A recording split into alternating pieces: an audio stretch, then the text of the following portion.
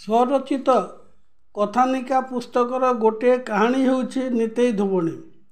नितेई धोबा जातिर अविवाहित युवती कन्या थिला। सप्त कुआरी कन्या मध्यरु से होउछि जणे।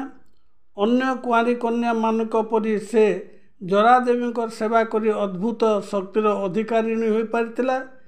नितेईर कार्यकलाप देखि समस्ते आश्चर्यचकित हेउथिले। पाटणागढ़ रोहुवा समस्त लोकंकर मैला कपड़ा से एकाकी सफा सुतरा करुथिला। नितेई धोबणीर कुहुक विद्या चारिआडे प्रचारित हैला। लोक कथा अनुसार निताई मैला कपड़ा नहीं नदी को जाउथिला। तार जादू विद्या बल कपड़ा आपे आपे हांडी को जाई सिझुथिला। चुली जाड़िबा पई काठर दरकार पड़ू नथिला। नितेईर कथा अनुसार कपड़ा आपे आपे सिझी पानी रे धोई हेउथिला।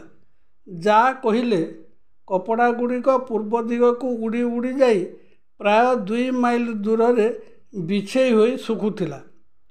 सुखी सारिबा परे पुणी नितेई धोबणी पाखरे जमा हेउथिला। कपड़ा गुड़िक जो स्थान रे पड़ी सुखुथिला सही स्थानर नाम एबे धोबा लुगा पड़ा बा धोबल पड़ा बोली लोक माने कहंती।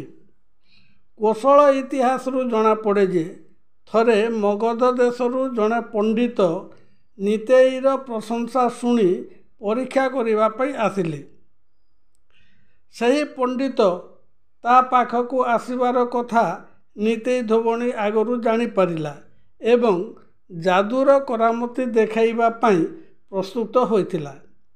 पंडित पचारि पचारि नितेई धोबणीर घर को आसिले।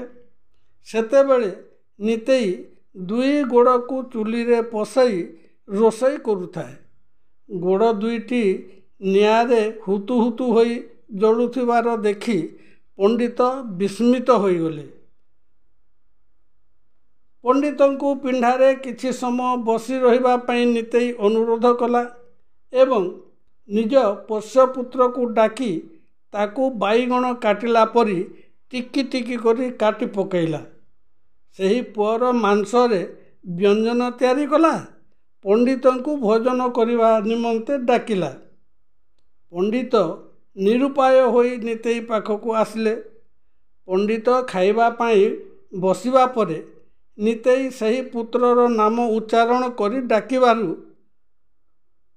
किछि समय परे पिलाटी दौड़ी दौड़ी आसी गृहरे प्रवेश कला ओ माँ माँ कही खाइबाकु मागिला।